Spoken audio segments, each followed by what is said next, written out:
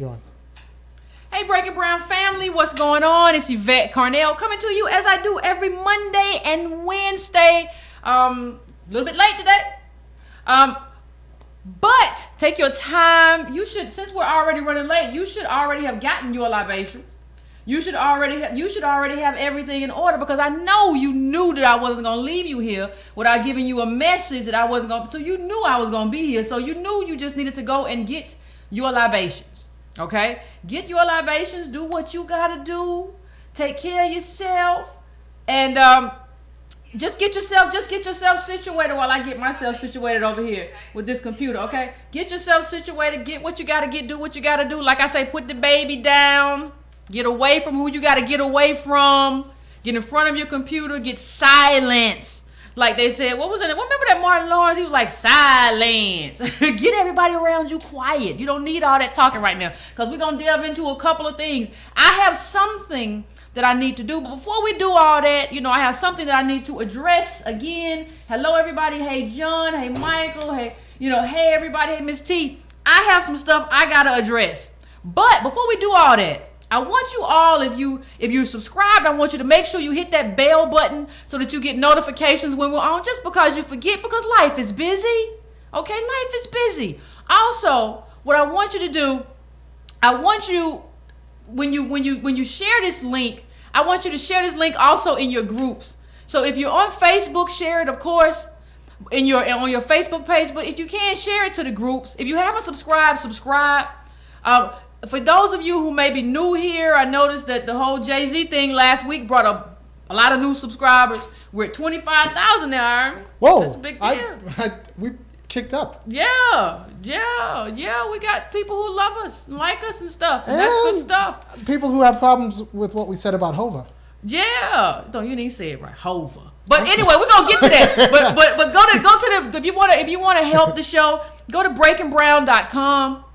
And you can subscribe to the newsletter. Now, the newsletter is a letter that I send out every week. I send a newsletter out every week on Sunday. I know I was late the last 2 Sundays, but I send it out. And it has news links throughout the week of stuff I think you should know. I take away news links that I think shouldn't make the cut, because I don't want to overwhelm everybody every week. So I try to send 10 to 15. I also send news links from the show that I brought up during the show. I send those to everybody so you can have those as well. So that's $2 a month, 50 cents per. I'm thinking about rappers. 50 cent per newsletter. Also, you can go to breakingbrown.com and donate a monthly donation to us if you want to help the show and do what we're doing here. You can also go to donatebrown.com and donate a one-time donation. You can go to breakingbrown.com and donate a cyclical donation. Those are things that you can do to just help the Breaking Brown cause and help what we're trying to do right here. Also, what I'd like you to do, you can also go to subscribe-to-brown.com. Because that's not anything I charge for, but I want you to be added to the mailing list, because a lot of you contacted me when I was out the other week and said, "Hey, Yvette, what happened to the show?" And I sent out a message, a mass message about the show. And if you don't receive it, also make sure you check your promotions folder as well, so that we have all that. So I just have to do a little housekeeping before we get started. Well, Aubrey just asked, for those of you who are asking, like somebody said, what's in Yvette's cup? This is Crystal Light. Okay. The children watch it. The children. I have to make sure people know it's Crystal Light. If Yvette takes a shot, it's usually before the show. Okay. So let's just clear that up. Because I've had some people say, what's in your cup? No, I'm excited. I get excited. Like, I get excited when it's time to talk about this stuff. I get really excited. Like, people see me in the street and they're like, she's so down to earth and regular. She's not as excited. Yeah, I get excited when I'm talking about politics. I don't get excited all the time.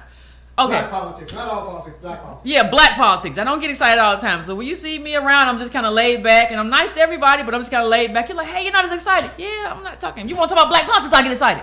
Okay, so a few things I want to address. We're going to address some of the issues brought up by the Jay-Z article, by the Jay-Z show I did last week, because for those of you who don't know, that show got 109,000 last time I looked. Views. What? And yes, I haven't looked. And the money didn't change at all. But it got 109. It got 109,000 views. Most of the people talking about crabs and barrels and all sorts of stuff like that. 111,000. Woo, 2000 since last time I looked. So, there are things that I have to address. There are things, Irony, that I have to address from that because there were a lot of misunderstandings about what I said. There were a lot of people who didn't know me from Adam, so they didn't understand what I said. They didn't understand how I said it or why I said it. So, I want to just do what I can, and I'm going to have a special guest on tonight. Hey, someone said Robert Abram is a new subscriber. Say hello, Robert. Welcome. Hello, Robert. I'm happy to have you here. Tell your friends. Tell your friends. I have a young man here who I respect a lot, who is going to talk about the Jay-Z album as well. Who's gonna call in, but what I want to do is kind of before he comes on, I want to kind of backtrack a little bit. I got a couple of things I want to take care of. First of all, Willie Lynch was a myth. I thought so. This whole thing, everybody, Yvette is like Willie Lynch. Willie Lynch is a myth. It's not the truth. So stop telling me that. Stop telling me I'm a crab in a barrel. Because there's a reason why crabs are trying to get out the barrel, because they shouldn't be there. They're supposed to be in the ocean swimming around. The reason they're trying to, they pull other crabs out of the barrel is because of what? They're trying to get out and they're trying to escape. The whole point is that the crab shouldn't be in the barrel in the first place. And the whole point of black politics isn't that we, or even black people in general, isn't that we should be sticking together. Because how did that work out with Obama? Sticking together just because someone is black without any criticism or critique is problematic. Okay? So let's just address that first. That's just a couple of things. Just a couple. Not many. Just a couple. So the problem is the crabs want to get out of the barrel because the water is hot. Struggling. The water is hot. The question we should be asking is, why is this water so hot? And why am I in here? Why am I in here? Why is it water? It's hot in here. Why am I not and it's crowded in here. And I'm trying to get out. I see those fish over there. They got space. Yeah, they got space. I got those white fish over there. The they got all that ocean space. is my natural habitat, and somehow I'm here in a barrel. I'm in a barrel, and it's hot in this water. And you know what politics is? It's the water. It's the heat in the water. Yep. So we're trying to give you the tools to turn down the heat. To turn down the heat in your water. To turn down the heat in your water. If they turn down the heat in their water, we don't do that. But I wasn't doing that no way. So I want to address a bit of what I call the confusion of how everybody responded. And not everybody, people who know me. Sorry, my glasses. Woo. People who know me and people who watch this show all the time know very well that this was just about black politics. One of the first things I want to clear up is that this wasn't about Jay-Z's whole album, right? I'm not talking about his growth as a father. I have no problem with that. I'm not talking about or criticizing his growth as a husband. How he responds to Lemonade is really not my business. Beyonce's Lemonade. That's not my issue. I don't have any issue with that. Most of the criticism that I leveled at Jay-Z came from the song, The Story of OJ. It wasn't about the entire album. So, oh, you dissing the entire album? I can't believe. No, I pointed out lyrics that dealt specifically with financial literacy. And I told you why I found those problematic. That is not dissing the entire Jay-Z album. First of all, first and foremost, and it was, put up clips 1 and 2, Army. This was, some of people have said, well, this wasn't necessarily political, Yvette. I don't know why you're trying to make this somehow political. Now I want you to look at that image, and I'm going to put up another image right This after image is not supposed to be political? It's not. I don't know why you were making it so political. See, because when you get political, you stepped into my lane. That image right there that I put up. When you get political, you've stepped into my lane, and I have a right to respond. It's not supposed to be. No, you don't even know. You don't know art, Irony. That's not supposed to be Huey. You know it's Huey Newton. Put up the second clip. Okay. Put up the second. That's from The Story of OJ. Now put up the second clip. You don't get to use or invoke these people who were involved in our politics. That's what I was. You don't get to evoke the black radical tradition. These people who you evoke, do you know he was not a capitalist? He was not preaching capitalism.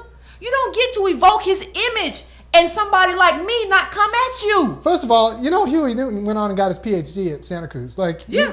he wrote, Have you ever read his dissertation? It's pretty decent. it's pretty decent. Yeah. Like, it's like. If you all haven't, just go and Google Huey Newton's dissertation and go check it out. Yeah, no. It's freaking decent. Go check it out. And this is you are co-opting his image for a black capitalist project. Now I don't have no problem with you being whoever you want to be. Capitalism been good to you. I don't have no, but when you bring him in, I gotta have a conversation. So Jay-Z wasn't talking about the Black Panthers free lunch. No, he wasn't talking about the free lunch program. Free lunch programs and he wasn't talking about any of that. Okay. He wasn't talking anything about the black radical tradition. He was co-opting the black radical tradition for black capitalism, and nobody saw it, except for people who people on the left, black left, who I pay attention to. Nobody really caught that. You can't do that. That's not how we do. How did y'all miss that? And talking to me, listen, people, you gotta stop thinking. One of the things we have to stop doing as black people is thinking that people who have money automatically know more than we do. Chances are they don't. That's a good. Say that again. That was great. You gotta stop thinking just because somebody has 100 million, 800 million, a billion, that they know more than you do. They don't. They typically don't, especially not about politics. What happens is they got chose. What you're looking at with Jay-Z is he got chose. He got chose by white capital. He's telling me about hustling in the streets. That's fine. Other people got chosen to go to jail. Other people got chosen to go to Rikers. Yes. It's doing the same thing. Doing the same thing. As a matter of fact, 10,000 per 100,000. That's what that's the black male incarceration rate. You got to compare that to like anything below 100 per 100,000 is high. You got well, I think it's white men. It's like 300 per 100,000. That's what happened to most people who tried to deal drugs. And guess what? That window is closed. You can't go there no more. White capital isn't choosing. White capital is not choosing to invest this big kind of money in people like Jay-Z no more. It's just not happening. They're not going to make the Migos into a mogul. It's not going to happen no more. That was a window. It opened and it closed. There's a reason why Jay-Z and Diddy, and I've told you this before, and the guy from, I can't remember his name. There's a reason why these people are around the same age. All these hip-hop moguls are around the same age. There's a reason for that. White capital opened the window and they closed the window. Now, when we talk about it, the one thing I want you to understand too, when we talk about this, when we talk about white capital opening a window, people say, well, no, Jay-Z's black. And no, Jay-Z may have been black when he was with Dame Dash. Jay-Z basically left black business for white business because he understood what did Bob Johnson say? Bob Johnson said you can't be big and be black. He said that in the 1990s before he sold out to a white business. So what you're telling me basically is that you have to be, somebody said Migos can't talk. What you're telling me, it's mumble rap. What you're telling me basically is that you have, in order for you to do what you do, in order for Jay-Z to do what he did, it wasn't just him hustling. It was Def Jam. It was white companies and white capital deciding I'm going to take a chance on this person. How could you have done that? And if you could have done that, why didn't you stay with Dame Dash? When people say, well, Dame Dash was reckless and crazy. He was crazy when you needed him. No, when you needed somebody to be crazy, he was good to have around, wasn't he? And you couldn't find nobody else black to do business with. You went the other way. So don't talk to me about black business when that's not even what you're doing anyway. You can't have that conversation with me. You cannot have that. Let me tell you a quick story, people. I ran into a great guy, good father, at a community meeting the other week. Great guy. And we had a back and forth about Jay-Z. And what I tried to explain to him is the same thing I'll try to clarify to everybody. I tried to tell him that individual choices cannot fix systemic failures. And he said individual choice matters. He said, I'm a father to my kids. My father was not a father to me. I have made an individual choice that matters. And he's right. Making that choice definitely matters. But you know what I told him? You can go out here right now and get on the highway and a racist cop can pull you over and kill you and murder you in front of your children. And won't anything happen to him because he felt threatened because you are a dark-skinned black man. And that is a systemic failure. So everything that you have done in your life in terms of individual choice can be undone by one decision by a racist white cop, which is supported by a racist government. That's how we live right now. And that's what I need people to understand right now. I'm not telling you that you should not dream. People say, Yvette doesn't want me to have a dream. I'm telling you what it's going to take for your dream to come true.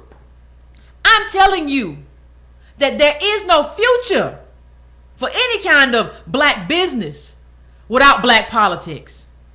I'm telling you that the problem is that Jay-Z was born into the Marcy Projects. The problem isn't that everybody ain't hustling. The problem is that he shouldn't have been born into that condition in the first place. And that's what we have to work to take care of. That's community uplift. Community uplift isn't two billionaires. I noticed on Diddy's Instagram, he was like, well, what's better than, and somebody said this I want to thank whoever was in my YouTube comments. I saw it. I don't remember your name, but somebody said, you know, Diddy said, what's better than one billionaire too? And they said, what's better than one billionaire is a black middle class. Yes. What's better than, and what's better than one billionaire is an end to mass incarceration. What's better than one billionaire is what? What's better than one billionaire is a stable black community. There are a hell of a lot of things that are better than one black billionaire and it being two. That benefits you and your family and maybe Rock Nation or whatever the hell. It don't benefit the whole black community. We need community uplift. I need clean water for my people. I don't need another Can you get the lead out your water with two black billionaires? Can you? I'm just asking. As Oprah drives by. Like, I still got lead in my water, but I can look at Oprah drive by. But you can do The Secret and get it out, can't you? Can't you think about it and just have magic in your soul or My something? vision board's not going to clean my water. Your vision board can get the lead out your water? No. Well, maybe if you had more capital. Maybe if you had more access to capital. And so here's the thing. I'm going to have the guests come on at 9:40, but before I do that, I want to show you a clip. Pull up that clip. Because I think I'm going to run a little. I think I'm going to be running a little late. I think I'm running a little late, running a little early. I always run a little something. I want to pull up a clip of so we can talk about credit. Clip number 3, I think it is. Yeah. I want to show you this clip, if we can. Because one of the things that Jay-Z said was about, we need, look, the Jews, they got it with money. In the video, if you saw the video before they pulled it, he snatched a dollar bill, and he talks about credit. So what I want to show you, before we go to the caller, what I want to show you, something about how business really works in the black community outside of hip hop. Right? Yep.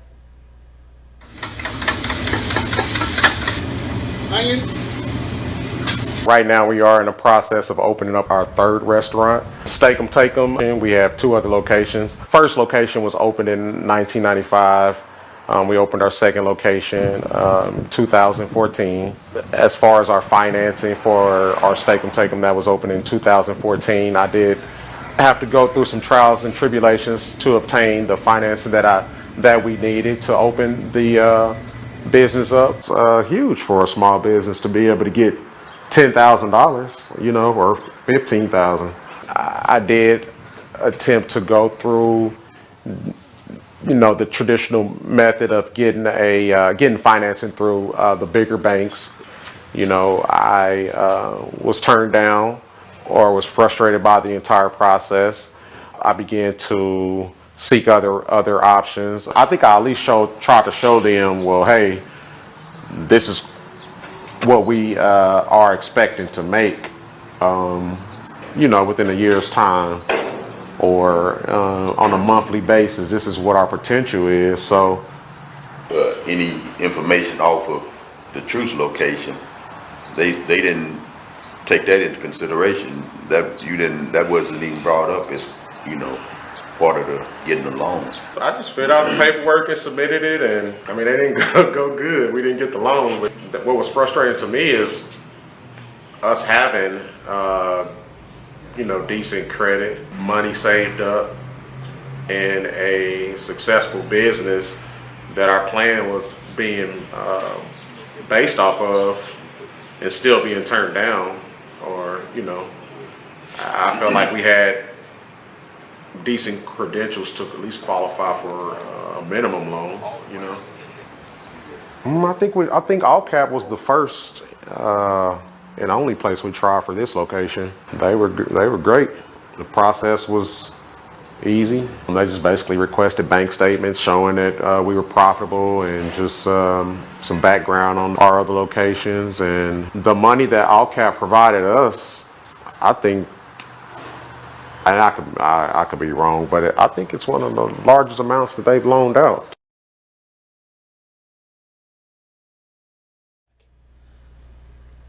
Ladies and gentlemen, that is how the world works.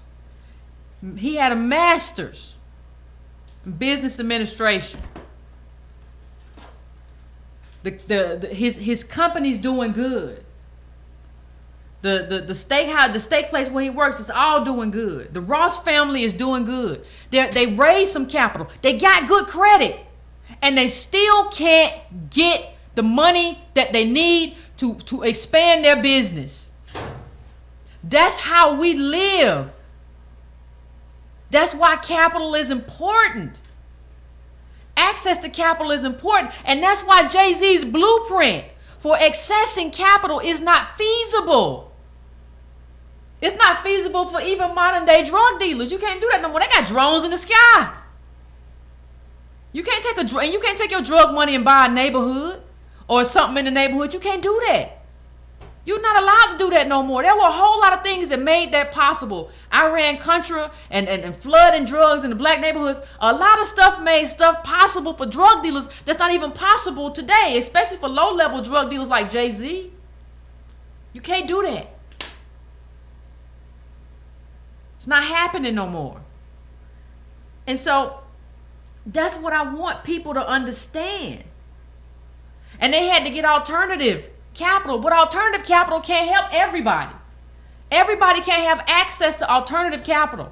That little lender, that little alternative lender that they got, it can't help everybody. So what I'm trying to get you to think about, and what I'm trying to get you to assess, is how best do we uplift the entire community? Not just a few people, not just a few rappers. How best to uplift the entire community? How does that happen? I need you to help me understand how that happens. And it's important. It's important. So, I you got know. I got him. him. Yeah, he's ready. Okay, ladies and gentlemen, I'm going to introduce this young man is he's very impressive. His name is Malcolm Bonner. He was, I talk a lot about Dr. Sandy Darity of Duke. He has his master's in economics, and he was Sandy Darity's research assistant. And he has his own podcast called Nomics. So I want you to check out his podcast. I want you to listen to what he has. And I'm very interested. I'm very interested in hearing what he has to say, because it might be different than what I had to say. I just want to hear it. I want to hear what he has to say about Jay-Z and the footnotes to Jay-Z and the 444 and the, black. I want to know. So if you got him, let's bring him on. Bring him on. All right, hold on. Hello? Hey. Yvette? Yeah, how you doing? Hey, how's it going? Pretty good. How about you? Doing? Good. Yeah, so what you want to know about 444? Well, I want to know what you thought. I want to know what you thought. you make a lot of great points. Honestly, stuff that I would say. What I would add to that is that it really can't. Jay-Z is really a hypocrite, right? And the reason why Jay-Z is a hypocrite is because Jay-Z isn't willing to give away any of his money, right? So if Jay-Z is chosen and he actually cares about community uplift in some way, right? Instead of sitting there on the album, the entire album, and talking about generational wealth, talking about how he can't wait to give this $2 million painting that he bought to his child. He can't wait to give it to Blue and the 2 children, right? He would do like Bill Gates. See, Bill Gates is giving, $5 million to his kids and then giving the rest away to charity. Now, we won't talk about the issues with the Bill and Melinda Gates Foundation, but he's giving away his wealth. See, Jay-Z wants to keep his wealth in his family, and he wants you to not go to the strip club so that you can have good credit, but damn sure he wants you to go and spend $200 on his ticket, right? He damn sure wants you to go and spend money on Doucette. He damn sure wants you to go, which I did badly, but he damn sure wants you to go and buy at least a month a Tidal subscription, right?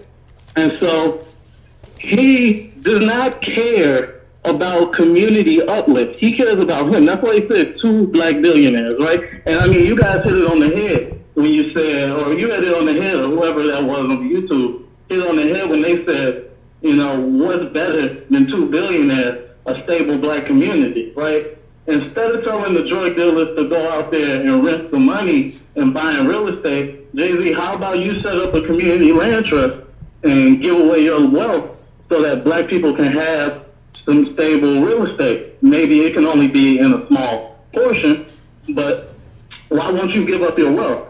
Why are you not spitting about black politics like you guys talk here? Why is there no politics in anything you're saying? See, everything comes back down to a mentality. So he came out with the footnotes, right? And so the footnotes is about 8 minutes long. So for the first 6 minutes, has all celebrities on there. Okay. We won't talk about the problematic issues with that, but it's all celebrities. They go and they break down racism in America to a pretty good degree, right? And then in comes Will Smith, who starts talking about, it was my mentality. I never thought that I was lesser than. And if I thought that I was lesser than, then I knew that I would build something for myself that's lesser than. And then Jay-Z comes in and says, I was different from the rest of the system. I was just, I just always thought that I was equal to everybody else. And so that's why I'm here. Right? And so they always bring it back to a mentality. Right? So they always bring it back to something that's wrong with black people. But they don't tell you about the ways in which some white person probably, or some black person with money, somebody with capital, stepped in, interjected into their lives to make them the people that they are. Right? Even I can make that claim. I'm sure maybe even you or I me can make a claim like that somewhere in your life. Somebody with capital comes in and takes an interest in you. Right? This is what these people never want to tell about these stories. Yeah. These people only want to tell about the stories in which they're still, it's completely self-motivated. It's completely self-done, right? No, even white people, even white people don't completely make anything that's up. I have a friend who his entire family has gifted them their tax, just below the taxable amount since they were babies, till they were 18. Wow. Right, that's over $200-something thousand. I mean, White people even don't make this stuff on their own. So they don't ever want to tell the whole story. Yeah, and let me ask you, I think, wasn't Van Jones there too? Yeah, he was. Well, one of the interesting things I read about what Van Jones said is that he didn't realize when he was at Yale that a lot of people, he thought he was doing the right thing about raising his hand and being a good student. He didn't realize that a lot of these white kids were being brought back by professors who were basically grooming them to become something big, grooming them to become something more. And I think that goes to what you just said about nobody tells the whole truth about how they got where they are, and that's part of the problem. And it disproportionately affects us. Yeah. Yep. And it, like Irving said, it disproportionately affects us.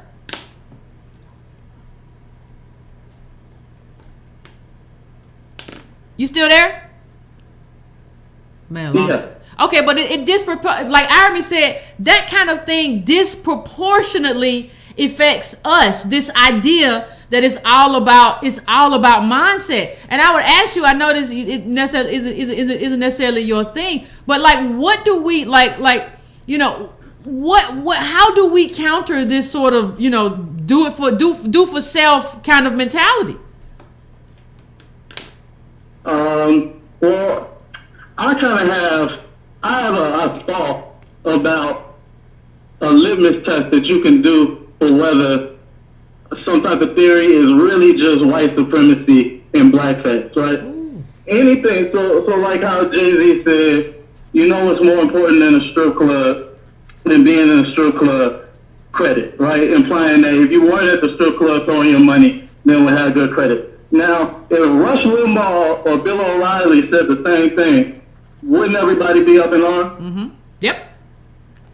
So any philosophy, any thought process, any solution that you have that comes from a black person, you need to ask yourself how you would feel and how you would react to it if a white person said it. You should do that litmus test with everything, right? I think that's a way that you can start to combat the ideology, because at the end of the day, it's the ideology.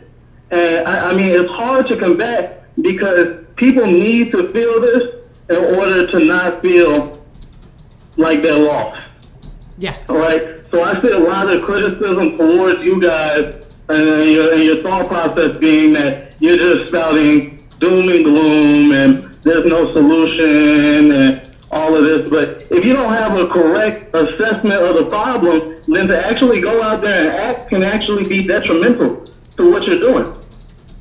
So, I mean, I know a lot of people who talk to me and say that, oh, well, you're just complaining and you need to lace up your bootstraps and go out into the community. But if you don't have an accurate assessment of the problem, if you're trying to hang a door but you don't have door frames and you don't have screws and you don't have a drill and you're just dropping this door on the ground every day, I'm going to come up to you and tell you, hey, you don't have a door frame to hang this door on, or drill, or screws, or hinges. Maybe you should work towards getting those first before you keep thinking that magical thinking is magically going to hang this door. Right? And you can't get mad at me for trying to keep telling you and helping you understand the problem. Right? But isn't it worse than that? Isn't it worse than that, Malcolm? I mean, isn't it at this point? I told somebody the other day that it's like a cult. It's almost it's like trying to fight a cult. It's like the cult of Jay-Z or the cult of black capitalism. You know, it's like they're evidence resistant. So, you know, it's almost like having to kind of deprogram, right? So, you know, I appreciate everything that you said. I mean, I think it's on point. But but what do you do? Like, you face somebody and they're like, nah, like everything you just said is wrong. I mean, it's almost cultish, isn't it?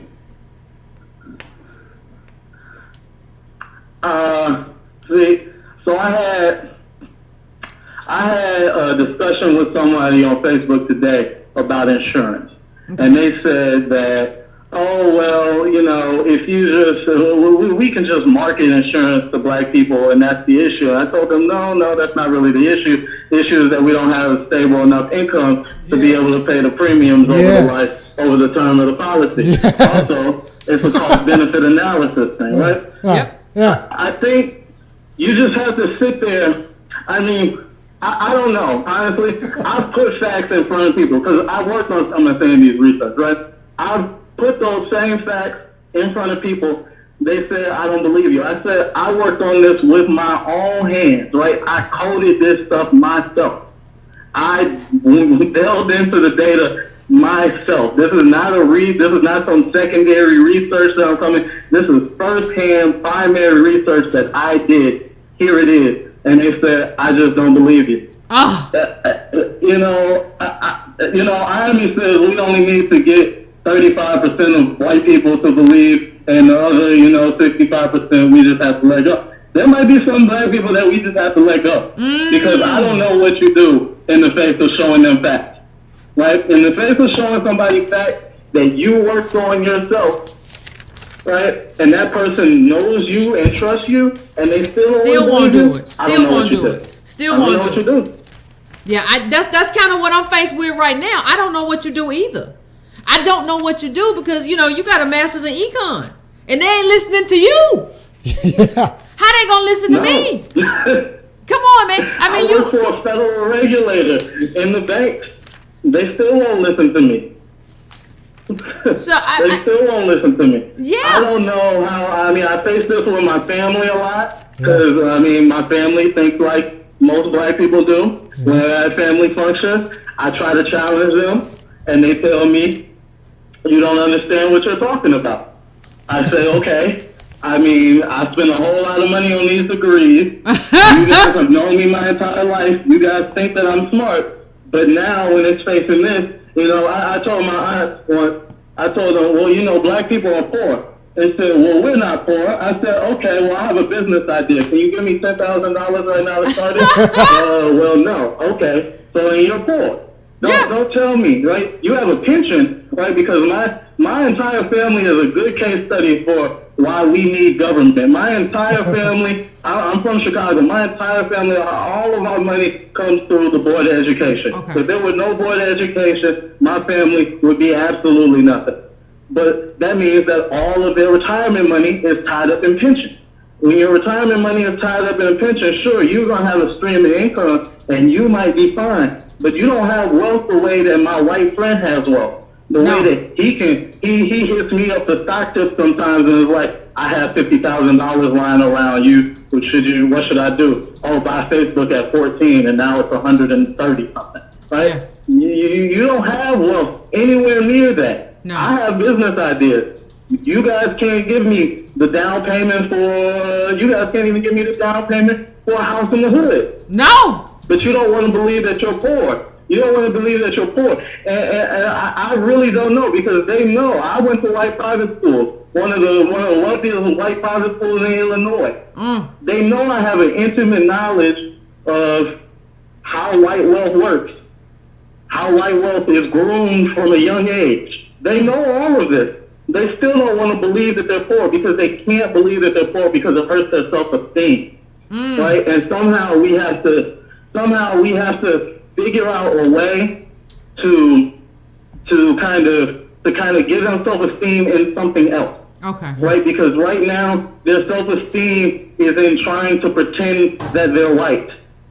Yeah, trying to maintain that lie. Their self-esteem is in trying to think that they're white, that they're just like the white woman that's walking down the street with her dog. No, you're not like that white woman. You ain't nothing like her. Right? You need to understand, but you need to still have pride in the fact that we come from descendants of slaves. Yeah. You need to still find some type of self-esteem, right, in who you are in your actual current condition.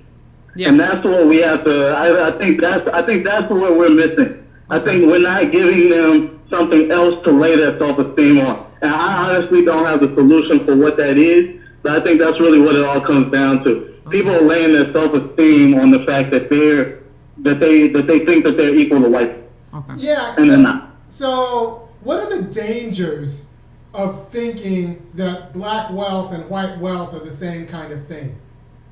What are the dangers? What are the dangers? Yeah, you go to someone. Okay, I can. Well, hold on. You go to lunch with someone. They can pay cash, but you're paying credit. But it's all spend, so you think it's the same thing, right? Yeah. So I'll tell you the dangers, right? So the dangers are. I'll give you a very personal example of my life. I have around $160,000 in student loan debt, right? Now, a lot of that student loan debt is because, I went through a very, very wealthy white private school when I was around 12. I went there, right? And what my mother did in order to make me not feel lesser than those people was she did things like bought us season tickets to the Bulls or bought us season tickets to the Bears. Not the Bears, the White Sox. Or she bought a BMW so that when she dropped me off at school, I didn't feel lesser than those children. Well, this all gave me at 12 years old the idea that, I was just the same as them. I didn't start to really realize that I was different 100%. I always knew to some degree I was, but I didn't realize that 100% until maybe around 18, right? So because of that, my mom really has no retirement. Right, because she was a sole proprietorship business and whatnot. So my mom really has no retirement now. So not only does my mom have no retirement, I have $160,000 in student loan debt because when I went off to college, I was still used to a certain lifestyle, and I'm still running around with rich white kids who are doing these things. I can't go around now and be like, oh well, I can't do these things that they're doing. How am I going to keep my friendships? How am I going to keep my connection? Right? So I run into debt and I'm spending credit, right? And I'm running into debt in order to keep up this lifestyle that I've now been put on, right?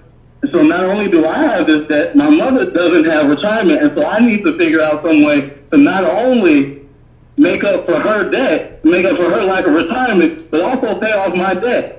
And also figure out how to make sure that my children don't have the same issue, right? Yeah. And so the dangers of thinking that white capital, that your black money is the same as white money, is that you end up racking up debt, which is also intergenerational, right? Wealth is intergenerational and debt is intergenerational, right?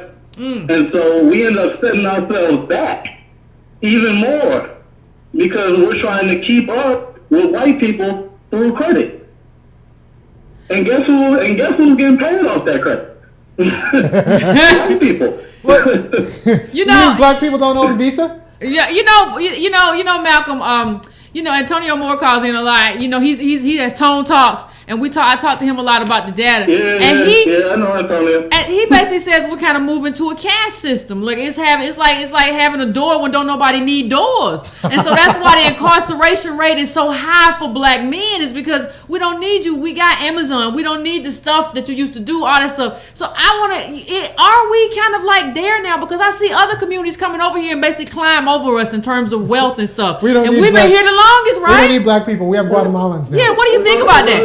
The reason why they can climb over us is because, one, this is just a fundamentally anti-black, right? You just talk about it being white supremacist, but this is first and foremost fundamentally an anti-black country, right? So everybody comes here, right? So if you look at, there's a great documentary called, I think, like White Like Me or something like that, which kind of shows how every European culture kind of came over here, immigrants came over here, they would look down on, shun, and then they realized that they could, if they assimilated to whiteness and looked down upon the black people, that they could gain some type of benefit, right? So almost every culture, to some degree, or every immigrant population to some degree, and I don't necessarily 100% blame them because you're looking out for your own and whatnot, whatever. But they come over here and they can accrue benefits by being anti-black,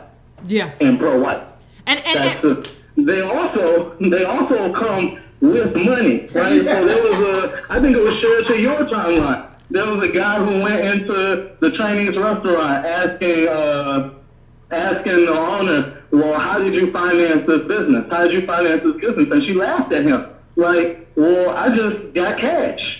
She was like, I got my husband, my grandmother, my mother, his mother, and we put together the money, and we paid it all in cash.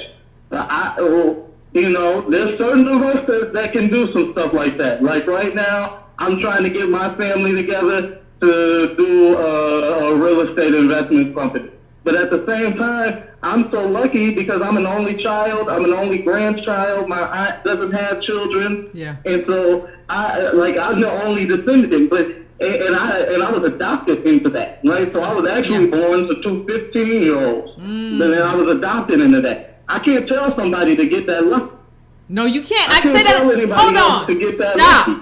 I can't tell anybody to get that lucky.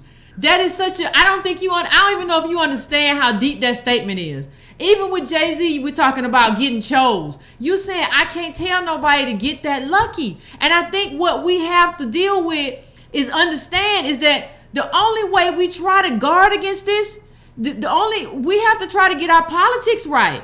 You know, we have our politics. We don't have politics to say, hey, you can't keep coming over here and we can't do that. This ain't working for me. Like politics is to be like, what works for this community that we have? And what I'm trying to get African Americans, descendants of slaves, to understand is that we don't have a choice to get our politics right. People investing in cash, and like you say, you got lucky, you got adopted into the right family. Some people get chose by white capital. Some people get 3 and 4 different things that happen to them in their life. We don't understand the role. Isn't it true? Like that we don't understand the role that luck or being unlucky plays in our life.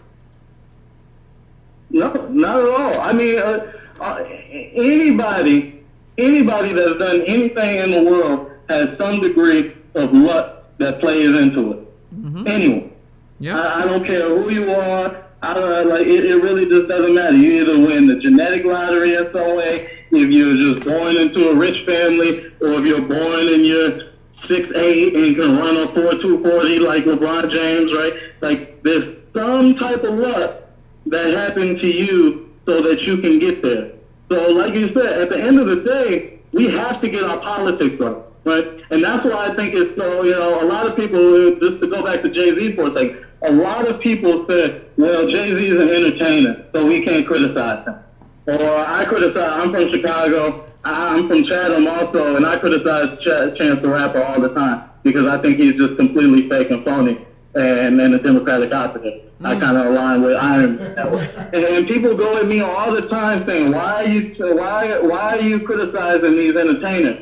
Well, you do realize that entertainment is a mechanism of media, and media is a mechanism of social control. Media affects politics, politics affects media, yes. Back and forth, capital affects politics, capital affects media. All of these things affect each other. And so if you're not going to criticize the entertainers who are in the black community, right, huge influences, right? We say this is how many shows have you done about Jay-Z? 2? This is right? 2 now. Antonio has done something about Jay-Z. Everybody in the black community is talking about Jay-Z. When Beyonce drops something, everybody's talking about it. When the Migos drop something, everybody's talking about it. These entertainers are so important in our consciousness, and if we're not critiquing them, right, because they have such large platforms, because they can reach so many people, and because people just carte blanche believe any garbage that they say,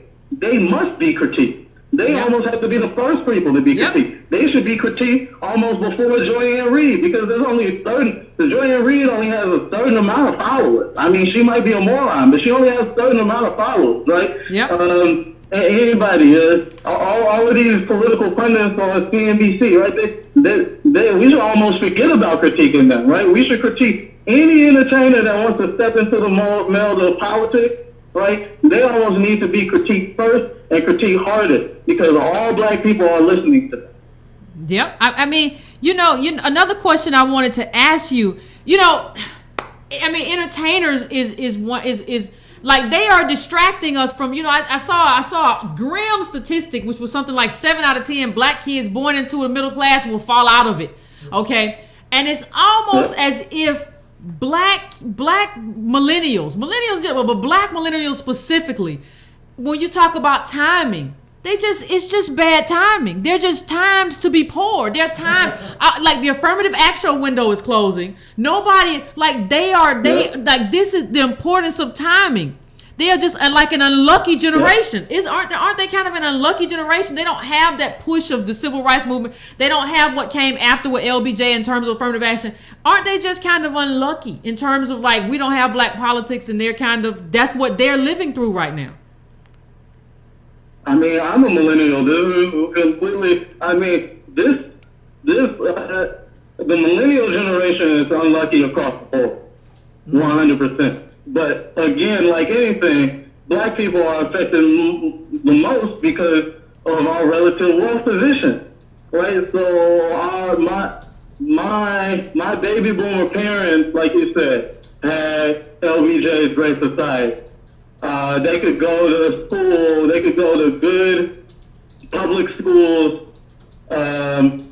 good public colleges, and not pay very much. Right? Even so, like my dad. My dad went to Drake University. His father was a teacher, paid to put three boys through college as a teacher. As a teacher, he did a couple extra jobs as a teacher, paid to put 3 boys through college in the 1960s through 70s. Three black men. That's absolutely impossible for somebody to try to do that. Never it's hard for you to put 1 through college. Absolutely impossible. But that's because back then you were getting a lot of federal subsidies to these public universities. But now the federal subsidies to the public universities have dried up. The public universities, I mean, we can talk about why tuition has risen, but a lot of it is due to the subsidies. And it's just completely impossible. So we're going into debt. We're going into debt to get degrees for jobs that may or may not exist. Right? And I don't know what to tell. You know, I'm scared for myself, and I'm in a lucky position. Yeah. I'm in a lucky position, and I'm even scared for myself. So when I look around at even more disadvantaged young black men, and I try to talk to them, you know, I was talking to a 17-year-old the other day. He didn't have very good ACT scores. His family is pushing him to go to college. He got into kind of a mediocre, maybe even worse than mediocre college. And I was telling him very honestly, you don't seem to have the motivation to want to go to college. I can't give you the motivation to want to go to college. You haven't, the school system has kind of just completely pushed you along. You don't understand math. There's a whole lot of stuff you don't understand. I'm willing to sit here and teach it to you, but at the end of the day, I don't think college for you to go into debt right now is the best decision. And I've had to tell multiple young black men, because mostly I mentor young black men, that maybe you shouldn't go to college. Honestly, maybe at least right now. Yep. And I think that's the honest conversation we have to, because college is supposed to be a key that unlocks a door to the middle class. That's what college is supposed to be. So the honest conversation that we have to stop having is whether or not all of us should be going to college, because you're going to be burdened with debt because your parents can't pay. The price of college has risen exponentially. What we're talking about in terms of, you know, all of that. When you talked about the schools, that was paying for black teachers and black janitors. That was government doing good stuff. And that's part of the problem, that I have a problem with people saying that we don't need government. It has benefited us. But I think your point just now goes to like we got to have these difficult conversations about college and what door it's going to open and for who. Exactly. I mean, unless you're going to, the only person I would tell somebody, if you're getting into a top college, and get into a top tier college, right? You're going to the University of Chicago, or a Duke, or an Ivy, or even maybe a top HBCU like a Howard or a Morehouse or something. Maybe you take that to do that, right? Because that might unlock certain doors to social capital that you wouldn't have. It's not directly tangible, but really the connections and the alumni network that you can have there may open some doors for you that you wouldn't otherwise have. But if you're going to some low tier college and you're going to take out anywhere from $20,000 to $80,000 of debt to pay for it just to say that you have a piece of paper, that piece of paper isn't doing anything for you. No. That piece of paper is doing absolutely nothing for you. Yeah. Right? So I would much rather tell you to go to maybe a community college and try to get your grades better or something so that you can get into one of those top tier colleges or something like that. Or try to figure out how to get to a trade, even though to some degree those are going away through automation. But I honestly, I don't know what to tell people other than, one, get your politics right? Yeah, I mean, yeah. we need to be fighting for policies like baby bonds. We need to be fighting for policies like a federal job guarantee. I don't always necessarily agree with the universal basic income, but maybe we need to be fighting. That has to come with something else. It just can't be universal basic income by itself, because that's just charity, and that's just going to lock people into an underclass even more. But we need to have our politics correct so that when these things, because at some point, if you look throughout history, right, every revolution that happened because of some economic crisis. Right? When people are happy and fed, people don't revolt. Period. I don't care what's going on. If you're happy, you can feed your children, you can feed yourself. People don't revolt. When it gets to that point, where it is bad enough, where the income and the wealth disparities are bad enough, and I fully believe that that's probably going to happen in my lifetime. Right? I'm 27. I fully believe that that's probably going to happen in my lifetime. We need to have our politics right, so when some type of social rebellion or social revolt does happen, we are asking for the correct thing. Yes. Yep. Because I fully fear that if that does happen and we don't ask for the right stuff, we can end up in a situation way much worse. Yep, I totally agree with you, Mal. I totally agree with you. I want to I want to thank you for calling in. Those of you who don't know, Malcolm Barner has a podcast. It's Numbix. You saw the Numbix podcast. You see the logo up there. Please check him out and please support what he's doing, brother. I want to thank you. This is a brother with a master's degree. He's in econ. He went to Duke. He was Sandy Dare. He's a research assistant out of Duke. Please just check this brother out and support what he does. Thank you, man. Thank you, Yvette. Thank you. I appreciate you. Oh my goodness. Yeah. Oh my goodness. Yeah. A case for why we need government. I mean, if you're 6 figures in debt and black, I mean, what are you gonna do with the rest of your life? Like, you'll never. I just don't know. I mean, this brother's 27 and he's spitting that. 6 figures. That's so much money in my money. Like, we gotta have to go into college conversation. Everybody don't need to go to college. I'm almost 40. I've never made real money. Like, thank goodness I didn't pick up $160,000 worth. Like, that would take me the rest of my life to pay off. That's so much money. You went to good schools, though. Did you get scholarships? Yeah, well, I went to Berkeley as a public school. Oh, that's right. Yeah. Berkeley is a public school, and so yeah. So I only ended up with my master's cost a lot of money, but I just paid that off. It's just that, like, that's so much to saddle black people surrounded by black people. Yeah, and I just want, before I forget, I want to remind everybody what he said. Like, this is the great, like, I want everybody. There's a lot to take away from what he said, but I want you to adopt that litmus test. If a white person said it, how would you react? If a white person said, only thing you need to do is have credit, or the only thing you need to do is change your mindset, how would you react? If you're reacting differently when a white person said and when a black person said, I don't know what to tell you except that you need to get your values right. You need to get your principles right. And then after that, you need to get your politics right.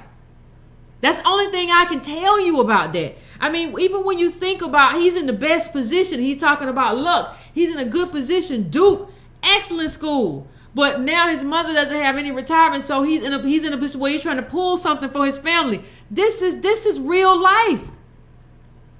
And this is a brother who went to white private school. He did everything he was supposed to. That's the con. Right. That's why we should be upset. That's why we have a political claim.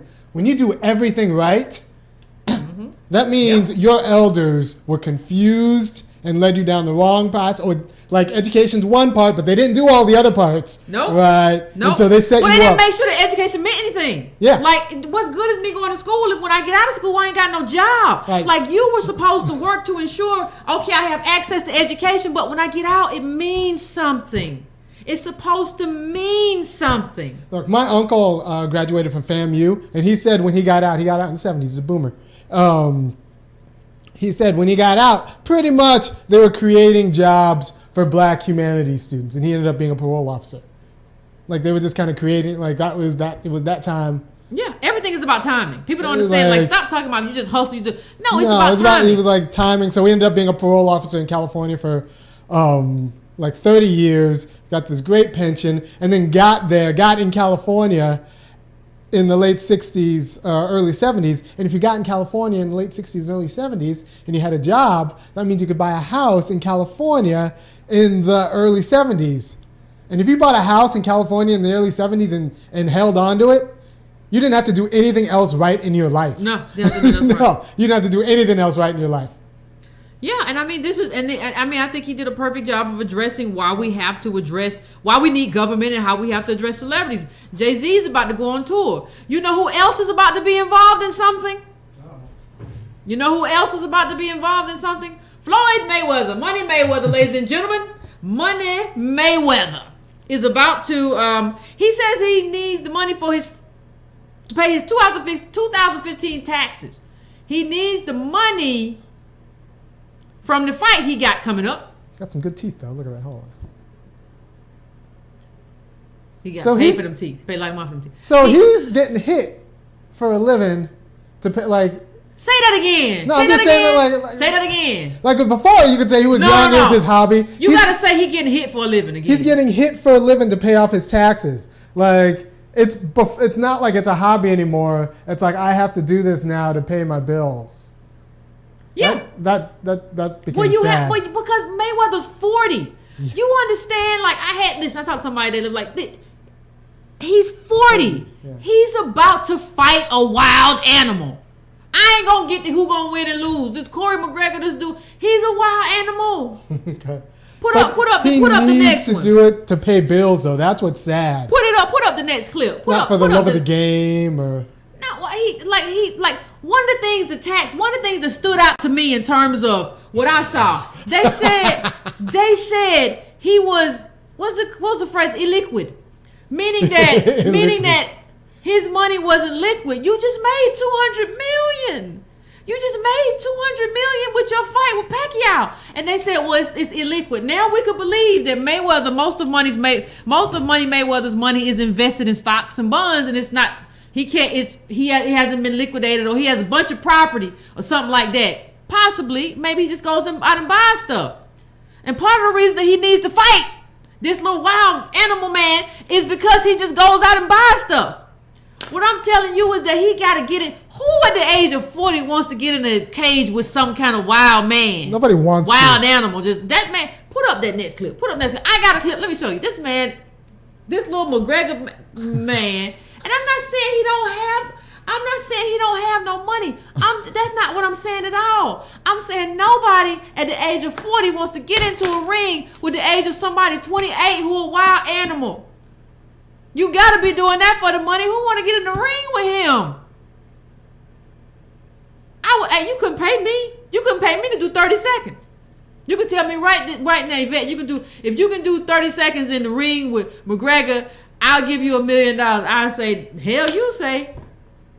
Do you know that your brain has a butter-like texture? It can't bounce up against your head like that. It's not built for that. It's not built for that. So this is what I'm talking about. You know, this is what I'm trying to say. And what does that say for everybody else? He told him, I'm going to box. I'm gonna pay the taxes, but I need this bout. I need to go into. I need to get hit by this wild man with his feet up. Look at his feet in that man's neck. Now, I know he can't do that in the match, but I'm saying he's saying I need to go do this in order to pay the IRS. If he's saying I need to do that, what does that say for all of us? And I don't think we really understand what that means for us. You know, that's really all I can say. The government made the ghetto, and in order for us to be okay, they have to unmake it. I mean, there was a very good article in the Atlantic, and you know, the story of Jay-Z, and it really goes into the community that he grew up and how it got that way. And I was going to read a little bit from it, and then we're going to go to the phones. It says, at first, the Brooklyn neighborhood was actually two different ones. Bedford and Stuyvesant. Thank you, Army. Stuyvesant Heights. I'm a country girl. But when black families began to move into the adjacent communities in the 1930s, they became one entity. By 1940, the New Deal era Homeowners Loan Corporation graded the neighborhood as hazardous because of an infiltration of Negroes. This is in quotation, an infiltration of Negroes. The HOLC noted that colored infiltration was definitely an adverse influence on neighborhood desirability, although Negroes will buy properties at fair prices and usually rent rooms. Racism made Bed-Stuy, and then the government drew a line around it, a red line around it. That's redlining. As Woodworth wrote in Battle for Bed-Stuy, subsequent assessments by private lenders reinforced the notion that Central Brooklyn, with its expanding black population, should be quarantined. As a result, few prospective home buyers in the area, black or white, could access federally guaranteed mortgages.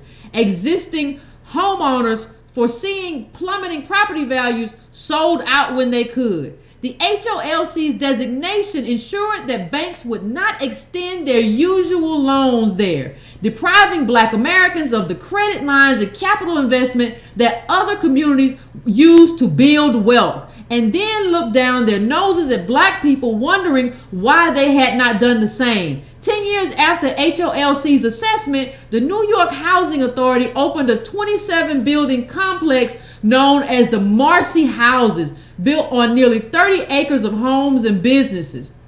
Okay, this is the home neighborhood of Sean Carter.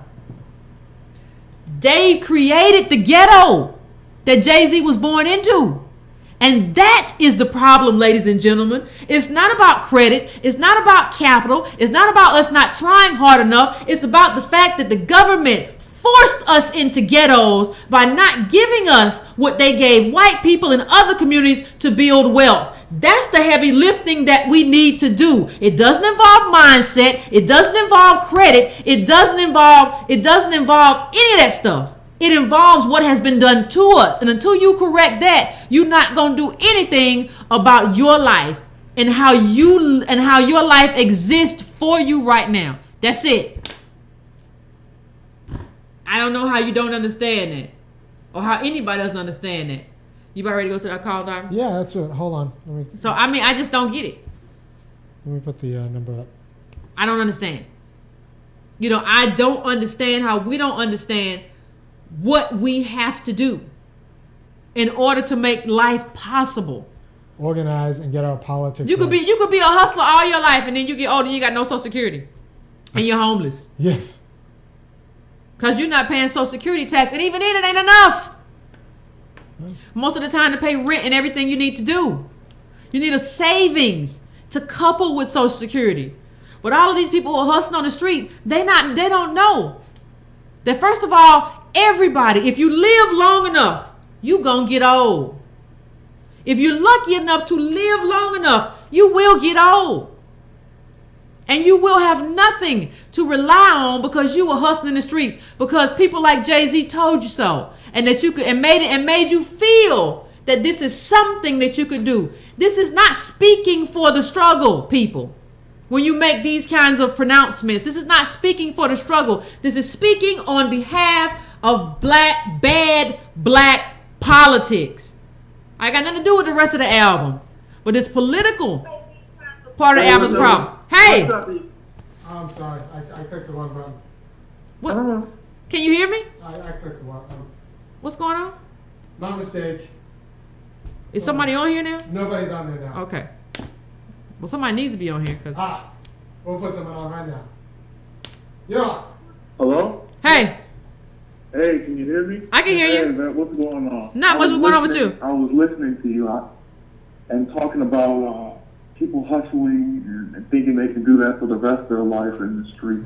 And Jay-Z and how he kind of perpetuates that notion, that idea that, you know, you hear so much in hip-hop rap music. But also there's this television show that, you know, 50 Cent produces, and it's called Power.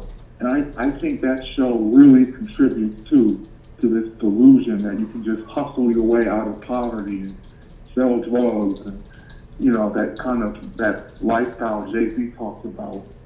And I've never seen the show, but my girlfriend constantly tells me about it. I just constantly hear white people talk about it. Oh, Power, the TV show Power. But, you know, that's all I wanted to say. Oh, thank you. No problem. Thank you so much. Well, TV, like, it's a form of social control. Think about what it takes to get a television show on the right network. To get a television show on. Like, think about like how many gatekeepers you have to go through. And how many of those gatekeepers are really going to have honest black politics, like, as their, like, compass, ethical compass on what to put on and what to not put on. And let me just make sure that you all understand the data in terms of incarceration. I told everybody it's 10,000 per 100,000 for black men. It's 325 per 100,000 for black women.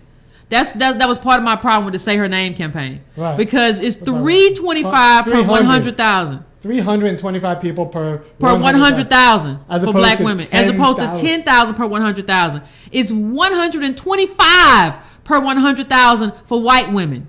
Okay, it's 1,000 per 100,000 for white men. We are living through this now. This is the incarceration. This is a systemic failure.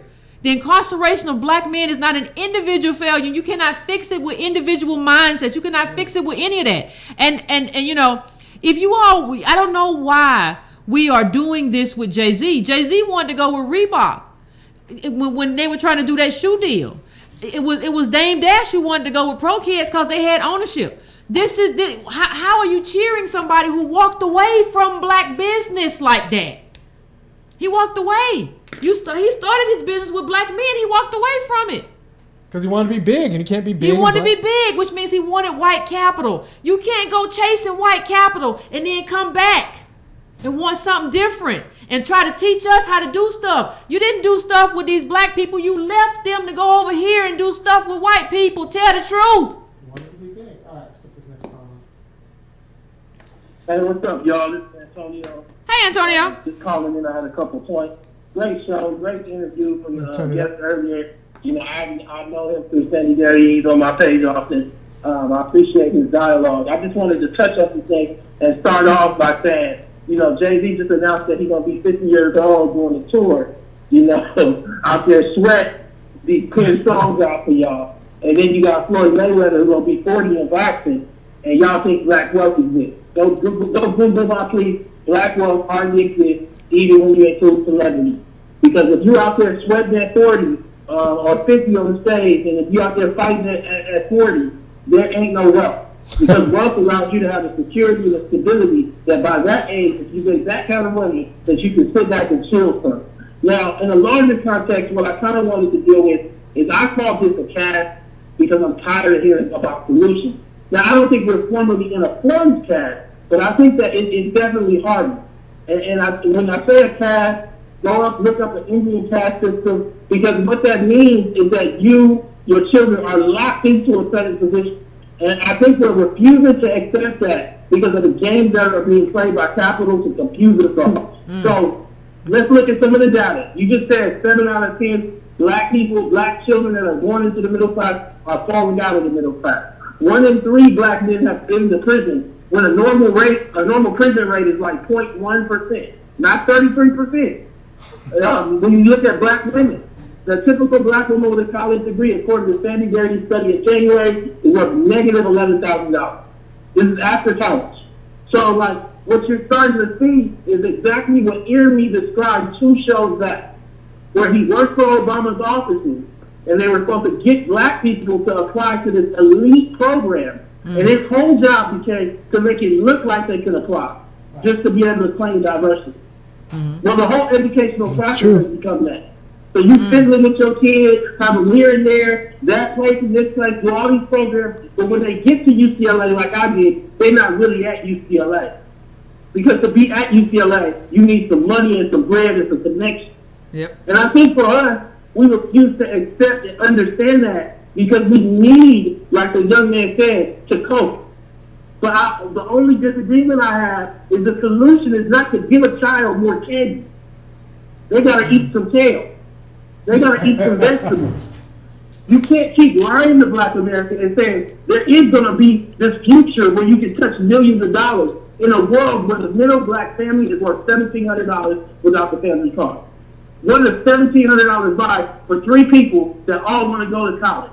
And so for me, what I'm starting to see is that, even in the, it's such a trip because the young man was talking and I loved his vibe, but the one part where all of it kind of fell apart for me a little bit was when he talked about taking care of 3 fucking generations. You have to understand that he had $160,000 in debt, and I'm not saying this to degrade him. I'm saying this is how we all are socialized. I believe I call us the reparation generation. Everybody talks to us and expects us to deliver things like we got reparations. So he's talking about taking care of his mama. He's like, hold on, let me tell him all. He's talking about taking care of his mama, his $160,000 in school debt plus his life and his children. Black people have not lived like that ever in this country. And I think for us, what's starting to happen is that we're believing that, let's quantify what he's saying. That's about $2 million, what he's saying. He's talking about like millions of dollars. Like all 3 of those generations, that's what it takes to actually feed them the stability that we're talking about. And I think that for us, this reparation generation, we refuse to accept that, and we come to all kinds of nuanced stories. Even, and even like when I listen to Emmy about not having college debt, they got you another way with having to take care of your children the way you have to pay for college and all this. No, we need free school for your children. Yeah. And so like, when I'm starting to see, there was a great article, I'm almost finished, that came out, and it was in the Washington Post today, and it's titled, "For Black Americans, Financial Damage from the Subprime Implosion is Likely to Last." Right. And what it says in that article, that's a brand new article that just came out. It says basically in that article that we're in a permanent state now. That's probably going to last much of our lives. And what you going to do about it? We can't keep talking about dreams and following celebrities that they themselves aren't when you open up the door. When you see a 50-year-old dance across the stage sweating, and you know that he probably don't want to be here, you can keep believing that he got bread if you want to. I'm going to tell you he don't.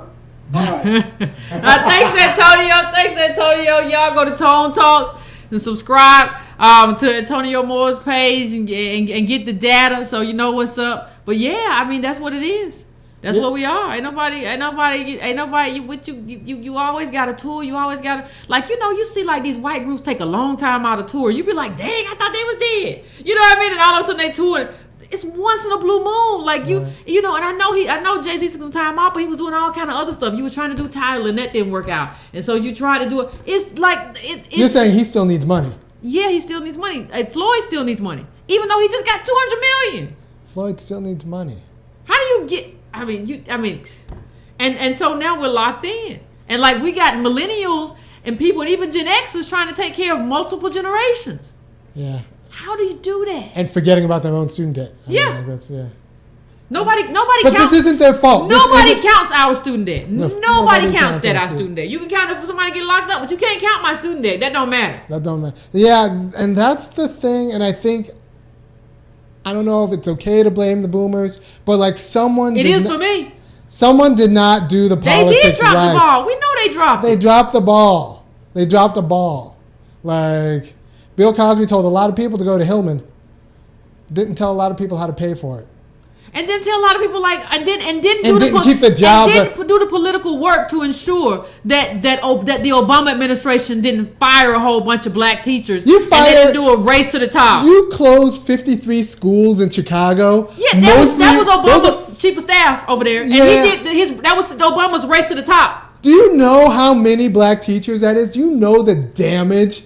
And there are some very good studies. Let me tell you, the reason you need a black teacher in these classrooms is because teachers are the ones who decide. They are the ones who make assessments.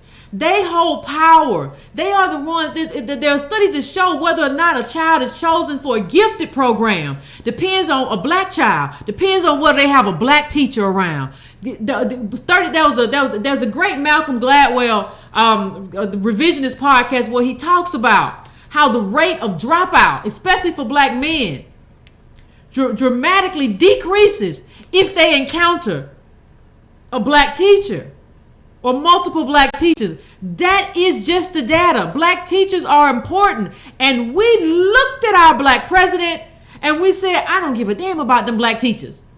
We looked away while Chicago's Rahm Emanuel purged this. And this is the first time that teachers have been purged.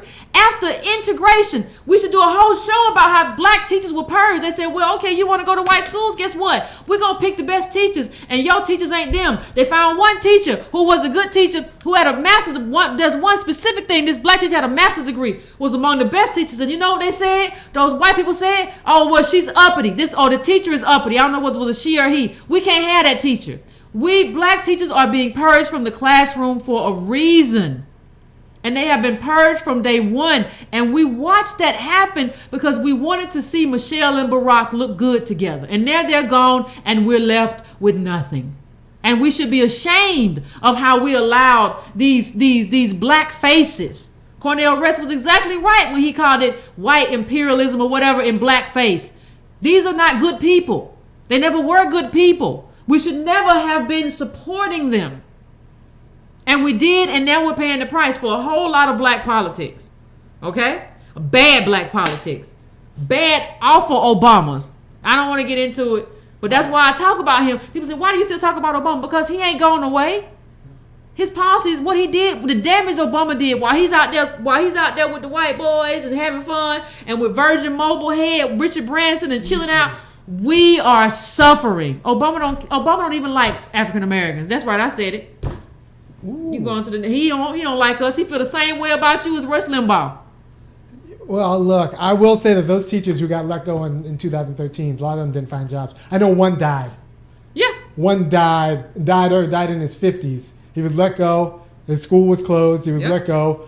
I think it was 2 months later he died. I'm not going to name names, but I don't think he's the only one. And that's stress. And we let that happen. We let that happen. That's stress. You don't get to abdicate responsibility. We let it happen. You know who else died on Obama's watch, Black? Who? Didn't that woman who, Atlanta teacher or superintendent who was going to jail and then died of a heart attack? Yeah, she had ovarian cancer or something. It was she passed on, yeah. Because she was being charged like a RICO charge or something, going to jail for helping students cheat. No, these Atlanta kids didn't have the skills that they needed because they were poor. That's a political death. The poverty is what you should fix, not the cheating. I'm not saying that these teachers should have still been teachers. Maybe you can say that they're not still teachers. That's a political death because Race to the Top made it the case that if those test scores weren't right, it's over. Schools closed. It's over. We're gonna play show. It was designed for schools to close. Let's talk about it. Race to the Top was designed to kill public schools. That's just what it is, and that's your boy Obama. Wear your little Horizon Obama chain. That's change you can't believe in. How wonderful for you. So let's go see if we get one more call in. We've been. You on? Hello. Yes. Hey, how you doing? Hello. Hey. Hi, this is Katrina from Milwaukee. How you doing? Pretty good. How about you? I'm doing well. I just want to say how much I appreciate your telling us about our black politics, and just wanted to give you my experience. I had attended the town hall meeting last month in Milwaukee, Wisconsin. I had an opportunity to speak to the Congresswoman Gwen Moore, and I asked her what does she feel about the H.R. 40 bill regarding reparations for African American descendants of slaves. Do she support it? she went all around. It actually was Juneteenth on that Monday. And she was like, well, yeah, they didn't give us the 40 acres and a mule. And then she was like, well, it's something about the Japanese. And she just went all the way around. So she did finally, she stated that, we got a long way to go. And after that, I just felt like she is not working for the black community in Milwaukee. But she did send me a letter, and she had thanked me for attending. So then I had wrote her a letter, and I just had expressed my disappointment of the Congressional Black Caucus and how she, helps the city of Milwaukee, how she's not pushing, she's not advocating for African Americans and slaves. And I gave her some examples on what reparation looks like for us, like business approval, good job, free education. I had stated that we need getting a monthly check, and so I just want to thank you guys, because I am so aware and so alert now, and I know we got a long way to go, but we just got to keep pushing. Yeah. Thank you, Carla. I mean, the first thing I want to say is good job. She showed up. Good job. You got a good job at showing up and getting involved in your politics. Good job. That's what we all got to do. If people like her keep getting caught up, every time you go out, somebody black got a question, got something to say, got to challenge you, they start changing. I can't go out here. I can't face my people. If you had a 1,000 more of her where she lived, she'd be like, I can't go outside. Everybody keeps accustoming me talking about all this stuff we got to do for the community. We're going to have to figure something out. Yeah, I might have to start pushing for this. I might have to start pushing for something for black people, because every time I go out my house, every time I'm at the mall, I'm at the Old Navy, everywhere I am, black people just stopping me. I mean, that's good black politics. And I want to say something else about these sorry Congress people that we have. Especially some of these CBC members. Listen, your job is not to tell me what's not possible.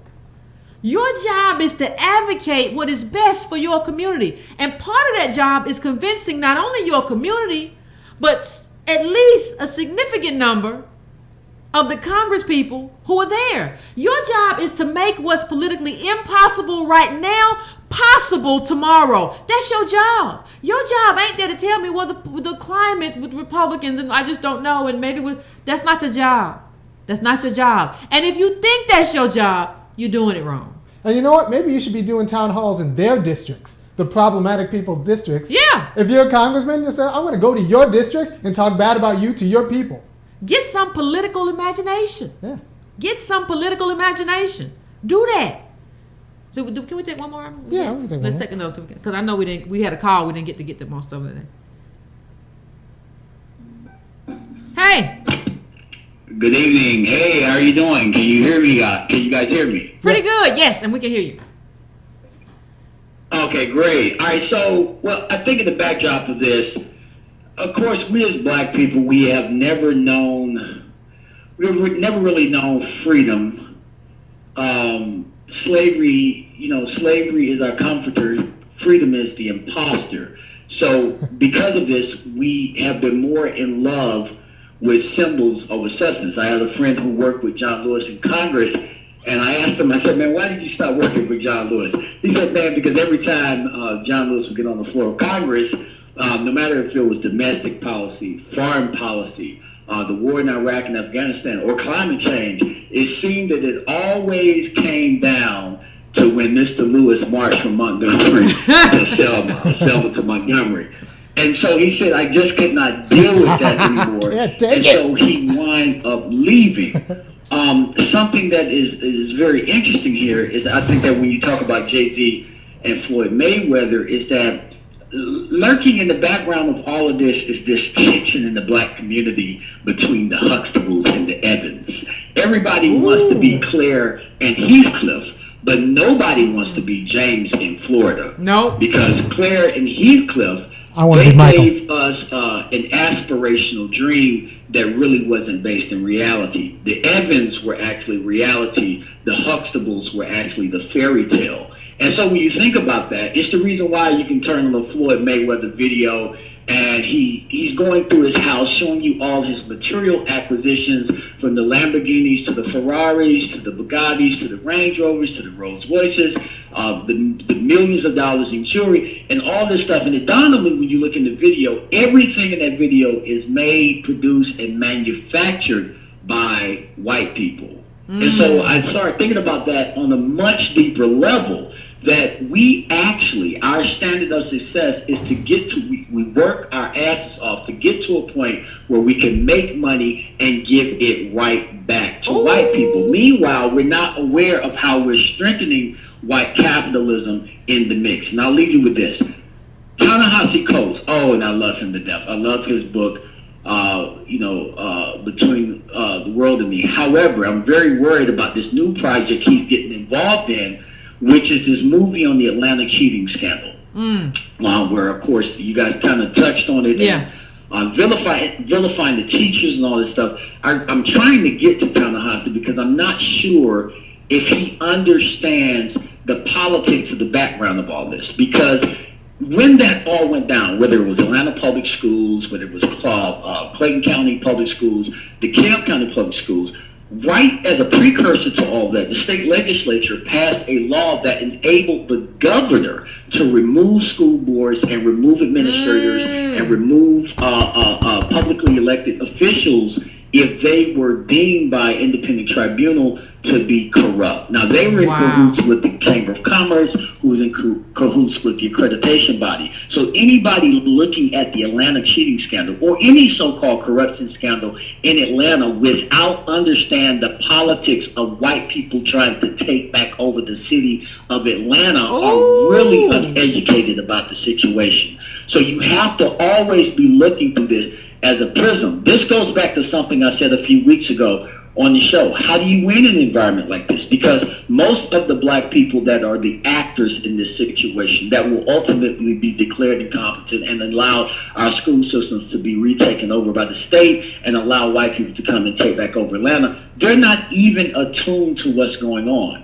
So before you even get to the extent where you can try to make it right against white people, you're going to have to go through your own people and fight them to try to get them to see the big picture of it all, macro level, because they're still on the micro level. They're not really seeing it for what it is. So the criminalization of black homelessness in Atlanta, the shutting down the homeless shelters, the running out of all the poor black people, which has allowed, the home policies, the gentrification under black mayors has allowed white people to come back in and take over the city. Last point, I promise. Toussaint Louverture and Kwame Nkrumah, the only two black revolutionaries to supposedly overthrow. I don't count South Africa because black people were still not doing well there. But with Toussaint Louverture, it was his own right-hand man who sold him out to Napoleon after the actual Haitian Revolution. With Kwame Nkrumah, it was actually his own people that sold him out after he kicked the British out of Ghana. That's very important to know that, because we can't even get to the point of fighting white people until we solve the dilemma of trying to wake up the asleep people in our own community. Thank you, sir. Thank you, sir. Thank you, sir. White people want their cities back. And they gonna damn well take them.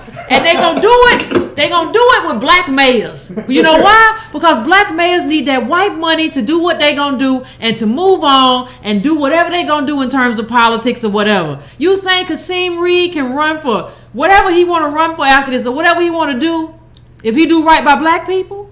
No. He needs that capital. Ooh, taking their cities back. And that's what I always talk about too. You gotta call out the traitors. The traitors are important. He's talking about, Toussaint Louverture's right-hand man and Kwame Nkrumah. Listen, the traitors are in the midst. You say, Yvette, why are you talking about so many black people? Because you got to get your traitors first. And a lot of them don't know they're traitors. It might not matter. You got to take them out. You got to get them first. You don't have no hope of winning if you got traitors in your midst. You ain't got no hope. You don't have no hope of being successful if you got people that's selling out And I'm not talking about. I was talking to Iron Man a while ago. He said, "Well, that's about who I wouldn't take money from. I'll take money from just about anybody. But if you think the money's gonna buy you something, you're gonna be mistaken. You're just gonna be like, oh, I gave her some money. I thought it was, and now she's going, no, I just took the money. You're gonna get your feelings hurt. Yeah, you're gonna get your feelings hurt. You gave me money based on what I've been doing. So I'm gonna keep doing what I've been doing. Like it's just not like. But you gotta have people around who just can't be bought. Just because they can't be bought don't mean you can't pay them, but they can't be bought. Like, I'm not going to be bought. So it's just like, and that's very difficult in a world with so much white capital and so little black capital. It's very difficult, but you have to make it happen. You have to have people who see this as a struggle that's bigger than money. Yeah. This is a generational struggle. Your ancestors died. And this you might die. These are just things that might happen. And the thing, what I think the best litmus test might be, who's thinking about communities, not individuals. Yeah, communities. Community uplift. If you have a plan for black individuals, that's not going to be enough. What's your plan for the community? For community uplift. Don't tell me about an individual entrepreneur or someone who escaped the ghetto. No. Tell me your plan for the people who are still in Roxbury projects. Yeah. What's your plan for the community of Roxbury projects? To be for okay, black yeah. communities. That's a unit of analysis. Like I don't know. People say it's so wonderful. Like I don't want to be like cordoned off amongst people I don't understand. And I don't understand rich white people. Like there's no affinity there. I'm not saying, I'm talking about rich. Like, you ever been around real wealth? I've seen a little bit of that in my travels. I don't understand it. I don't have any affinity towards it. They don't have no affinity towards me. I want my people to be okay. So we can, and I don't want to just be the one person who has money. I want everybody around me to have money. Like, all the black people around me, I want them to be okay. That's what I want. And so I think that's what we need. So you give up $5 million to live in a neighborhood with $100,000 with everybody else. No. I give up $10 million living in a neighborhood where everybody got $500,000. All the black people around me got $500,000. All the black, and they're all black. All the black. And I got $500,000. They all got $500,000. And the jobs that and the education that their kids get is going to mean that they're going to get to go to school and have everything that middle class, upper middle class black that people have. Yeah. Then you can live a life. You can go out. You can hang with people. You can do stuff together. You can start clubs. Everyone's got extra capital. You can make moves. I want to be a part of a community, and I want people in my community. I don't want to be like the person who I'm over here and I live around these people, and like all of the Breaking Brown family live over here. The Breaking Brown family all the way over here, and I'm all the way over here. And like the Breaking Brown family is like, Yvette, we struggling, and I'm over here like, well, work hard. You know what I mean? Like, that's not what I want for my life. All right. So thank everybody. If you want to donate, go to Donate Brown. You can go to .com. You can also go to breakingbrown.com. If you haven't subscribed, please do that. If you want to, and I would hope that you would, please hit the bell button so that you get notifications. Also share this link if you can in your groups. Share it on Facebook so we can spread the word. We're just trying to grow. Tell your friends. And do what we can do to like grow. And you can subscribe to the newsletter that comes out every Sunday. Just news links that I think are important. Some of the news links we're going to talk about in future episodes, but and I put the links that I mentioned in previous episodes as well, so you'll have those. That you can get that at breakingbrown.com as well. That's $2 a month. So thank you all. I'm sorry I couldn't get to the phones. I went a little long with Malcolm, but I think it was necessary. I think it was good. And so I'll see you all on Wednesday.